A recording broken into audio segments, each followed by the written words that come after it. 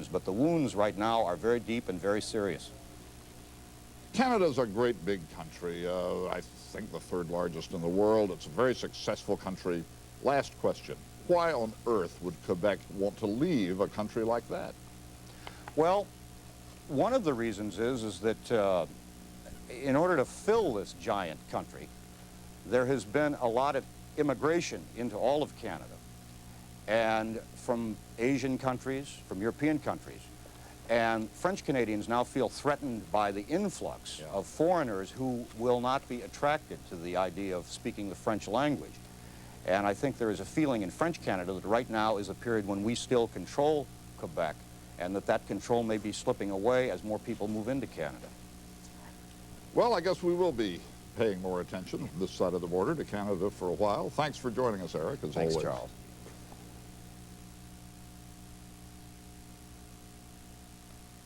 Canadians in Montreal celebrated Quebec's biggest holiday today amid a constitutional crisis that threatens to tear Canada apart and send Quebec on its own way. Over the weekend, a deadline expired for a constitutional amendment that would have given Quebec a special status as a distinct society within a unified Canada. Eric Engberg is in Canada. French separatist fervor took over the streets of Montreal today as Quebec residents shouted their wish to go their separate way from Canada. Huge crowds turned out for a traditional Quebec holiday and quickly turned it into a rally for independence. The chant in the streets today was Quebec for Quebecers. And the latest opinion polls were showing that for the first time in many years, a majority of the people here favors some form of independence. The head of Quebec's separatist party was cheered as a hero.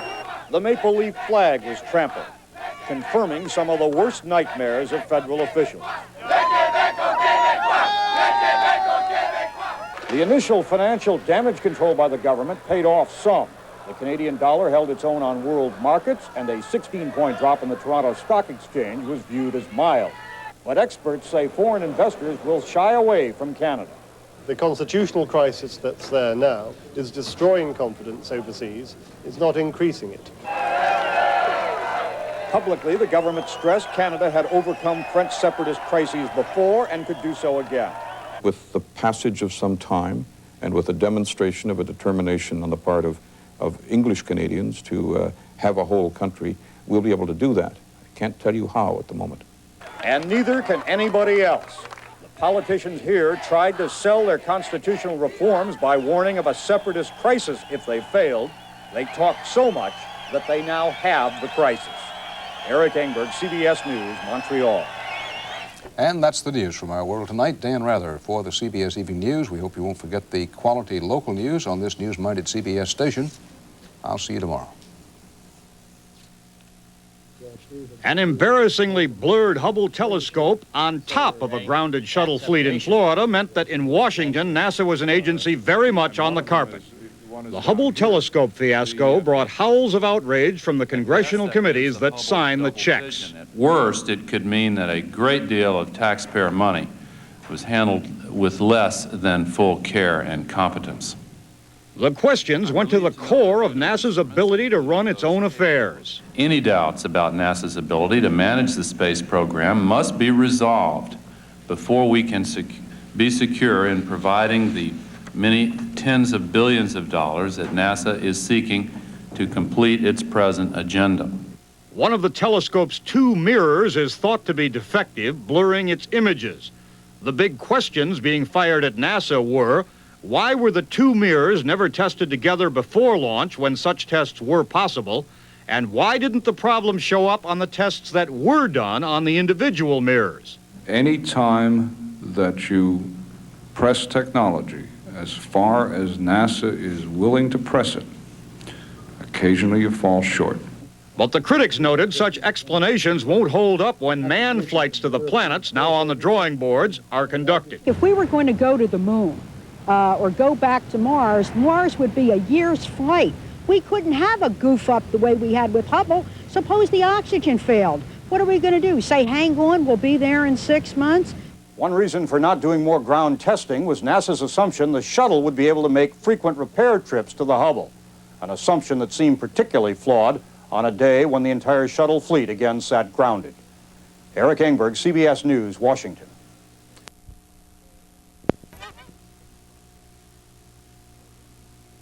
Two shuttle astronauts. Another amazing revelation in the savings and loan scandal. And American farmers picket the economic summit. This is the CBS Evening News. Dan Rather reporting. Good evening. Another setback for the U.S. space program tonight. An embarrassing first for NASA. Two veteran space shuttle crew commanders have been grounded for breaking flight safety rules. This comes as the entire U.S. shuttle fleet itself is grounded over safety concerns and amid new questions about the competence of the space agency and its contractors. Eric Engberg has the latest. An astronaut trying to show too much of the right stuff on his day off gave NASA another in a growing list of severe embarrassments. At an air race in Texas over the weekend, veteran shuttle pilot Robert Hoot Gibson, flying a single-engine plane, was involved in a collision with a second plane. The second aircraft, captured on home video, plunged to the ground, killing the pilot. Astronaut Gibson landed safely, but his troubles weren't over. Commander Hoot Gibson, pilot. He had been assigned to command a shuttle flight next year. Today, NASA took the unprecedented step of pulling him from that crew and, in effect, grounding him for at least a year. The reason, agency rules bar astronauts from engaging in any kind of high-risk recreational activities, even things like downhill skiing. At the same time, astronaut David Walker was pulled off his shuttle flight next year. NASA didn't say why, but last year Walker, flying a NASA jet trainer, was involved in a near miss with an airliner near a Washington airport. Last summer, astronaut David Griggs was killed in Arkansas while practicing acrobatic maneuvers in a World War II vintage fighter plane. There was a time, chronicled in films like The Right Stuff, when risky after-hours antics by astronauts went with the job. Today, NASA seemed to be saying that the right stuff is no longer the right image for an agency with a blurred telescope, grounded shuttles, and irritated taxpayers on its hands. Eric Engberg, CBS News, Washington. NASA officials said today they are focusing on a crimp in a Teflon seal as the possible cause of an elusive fuel leak that has grounded the shuttle fleet until further notice. Hydrogen fuel leaks have been found in 2 of the 3 shuttles in the fleet. The precise location of the leaks still not certain. Car phones and laptops. Welcome to data, transmitted as bits and bytes and blips. Look around. There are whole books on floppy disks and whole movies on laser disks. Where is this anyway? And how did we get here? Eric Engberg does not ask this morning whether wonders will ever cease. He's been looking into how they began.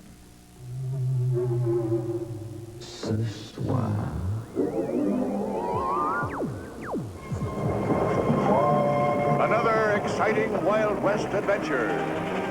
Coming soon to this theater.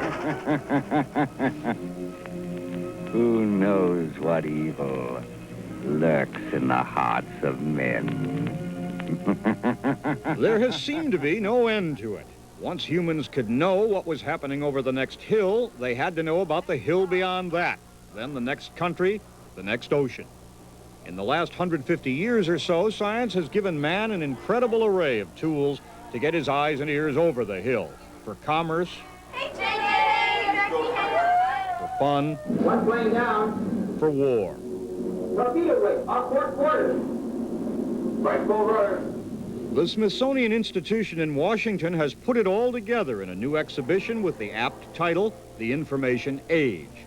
The curator, David Allison, spent 5 years neatly arranging the history of this revolution, starting from the telegraph. For the telegraph, you really needed specialists on both sides of the line to take information, encode it in their mind, and then send it across the wire.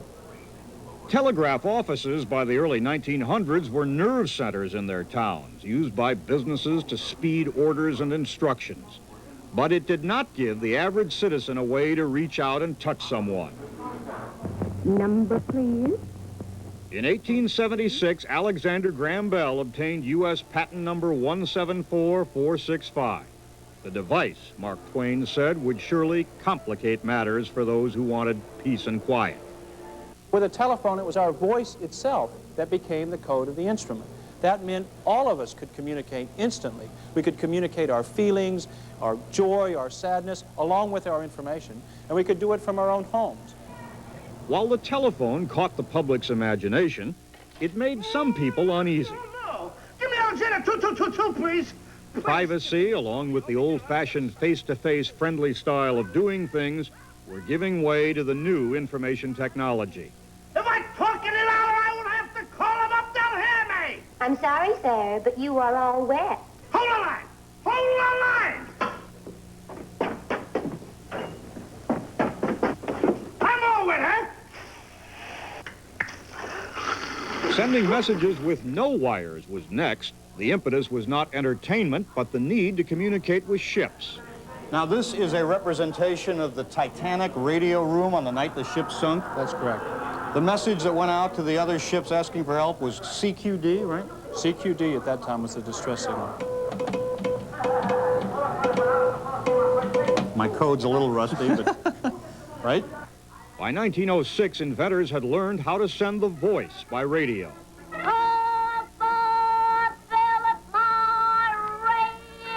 Good evening, Mr. North American. All the ships at sea. Let's go to press. Look at that old blue serge thing you're wearing. I guess it is a little shiny. Shiny? If you ever break the seat of your pants, you'll have 7 years bad luck. How did radio go from being a device that was, you know, going to be chiefly used on ships to something that would be in everybody's living room for entertainment? Amateur radio builders and operators started sending out music at regular times in the evening, and they found that a number of people were listening in. The equipment manufacturers recognized this also and said, gee, what a terrific way to start selling equipment. If we give people something to listen to, then they'll start buying our sets. Jack Armstrong. Jack Armstrong, the all-American boy. How do you do, ladies and gentlemen? This is Bob Hope back once again to tell you it's better to have Pepsodent flowing over your teeth now than to have water running under your bridge later. Look, up in the sky. It's a bird. It's a plane. Information was one of the weapons used to fight World War II. U-boats are stalking them day and night.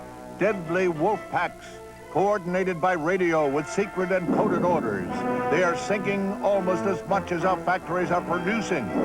Allied numbers wizards recruited from the universities strained devising ways to read enemy messages, like the famous German Enigma code. This was called the bombe, B-O-M-B-E, and it was a code-breaking machine that broke the German Enigma code.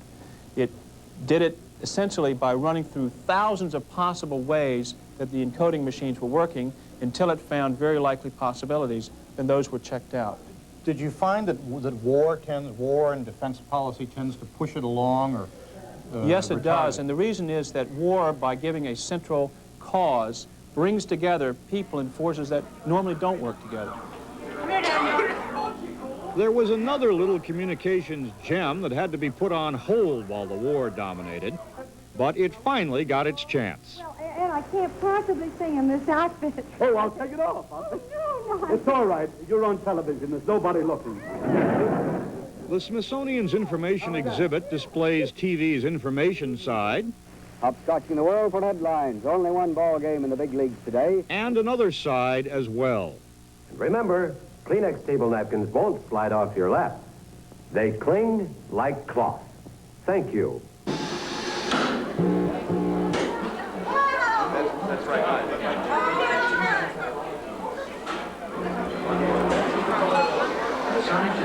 What we have here are the first generation of computers in the late 40s and 50s. That's right. This big fella here, how would it compare, let's say, with today's computer? Well, any desktop computer today would beat this all over the street. Why did it look like that? That's because they're all different. While the computers in this exhibit are just another familiar tool to the young, some in the over 30s set are not nearly so computer-friendly. I've got $10 million in U.S. currency with a chance to make more by buying German marks, British pounds, or Japanese yen. And this is the way real currency traders work? Indeed. They have the news headlines worked right into their trading screens, just like you have here. Looks like a good time to hang on to U.S. dollars. I'll hit U.S. dollars. Bank of England lowers discount rate. Japanese trade surplus to U.S. gains sharply. West German Deutschmark devalued. Time to buy Japanese yen. Wrong.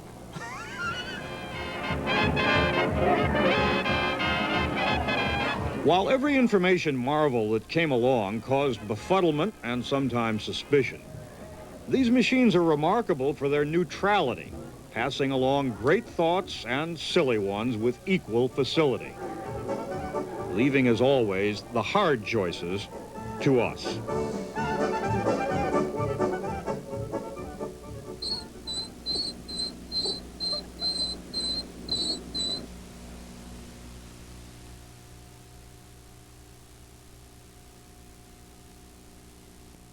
Federal officials in charge of the massive savings and loan bailout said today that by the end of the year, they hope to sell off more than $11.5 billion worth of properties seized from failed savings and loans around the country.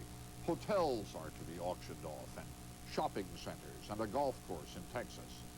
The taxpayer bailout for the savings and loan debacle is expected to cost $100 billion next year alone, $500 billion in all, maybe a lot more. How did it happen? Who is responsible? Eric Engberg's been looking into this. The hunt for culprits in the largest bank heist in history properly begins not in the hundreds of S&Ls that failed, but here in Washington with a government that failed. It happened over a decade. Savings and loan companies, long the nation's piggy bank for housing, were hit hard by the skyrocketing inflation of the 70s. By the early 80s, they were yelling for government help.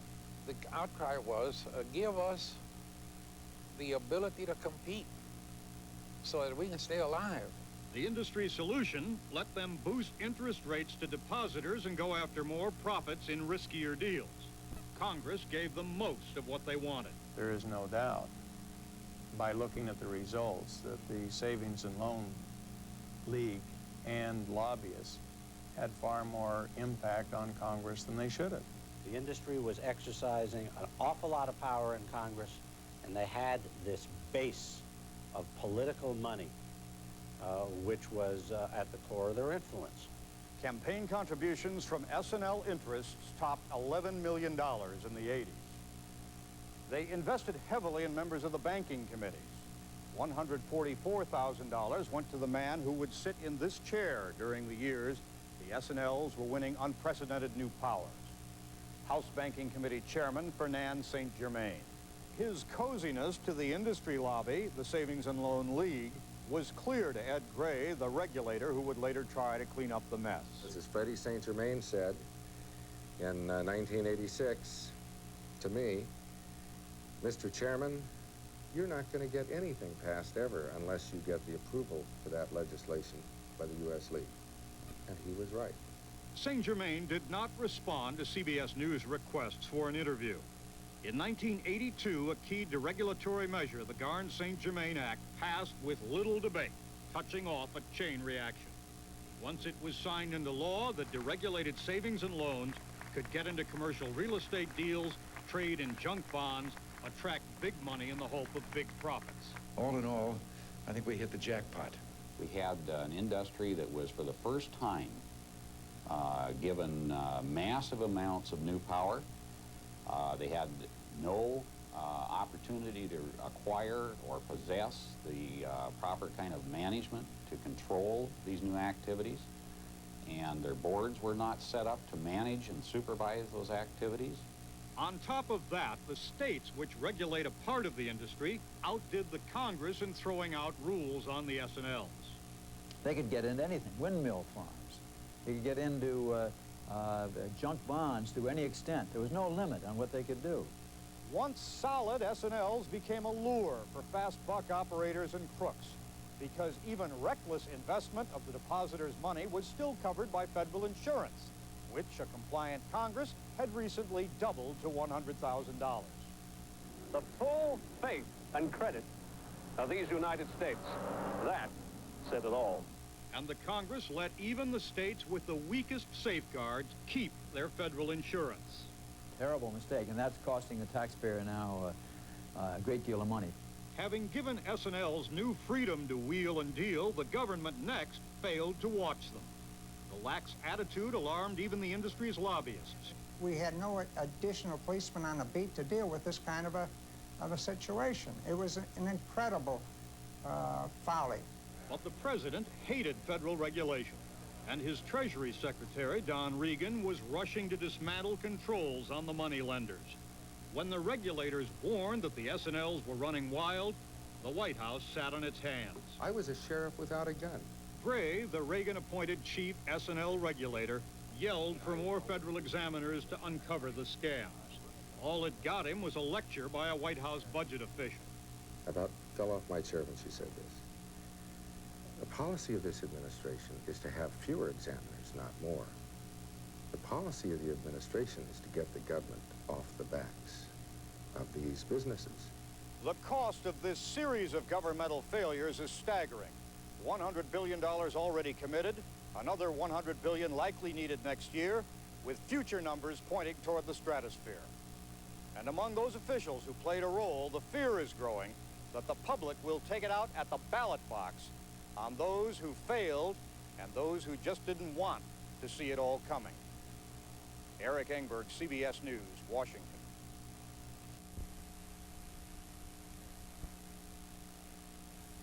Engberg in Kennebunkport has our report. And late today for a meeting with top national security advisors. Having sailed boldly into the uncharted waters of Gulf geopolitics, the president faces the delicate task of defining U.S. objectives in a way that holds international support in line. Right now, even longtime U.S. foes like Iran support the stated goal of stopping Iraqi aggression. All of us should cooperate in this connection as I said, under the supervision of the United Nations. But the continued support of many Middle Eastern countries and some in Europe depends on keeping the goals narrow. Restore the independence of Kuwait, show that naked aggression will not work.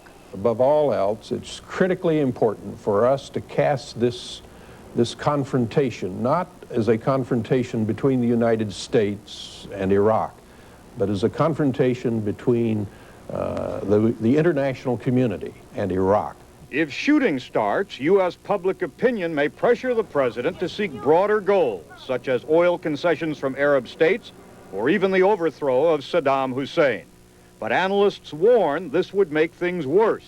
If there is a largely American Iraqi coalition, I think there is the real risk that even those Arab governments that are supporting us could become destabilized from within. With the military buildup appearing to go smoothly and public opinion solidly behind him, George Bush's next challenge is to spell out in exact terms what it is that tens of thousands of American servicemen have been sent to the Gulf to achieve. Eric Engberg, CBS News, Kennebunkport. And still ahead. Morning, Eric. Morning, Charlie. The president met with about 150 members of congressional committees which have oversight responsibilities in the defense and foreign affairs areas yesterday here at the White House. The president stressed once again his wish to end the showdown with Iraq in a way that does not result in any violence, but he once again warns Saddam Hussein that he will be responsible for the fate of Americans and other foreigners being held hostage. I also remain deeply concerned about the American and other foreign nationals held hostage by Iraq. As I've said before, when it comes to the safety and well-being of American citizens held against their will, I will hold Baghdad responsible. After the president made his public remarks, he adjourned for an executive session.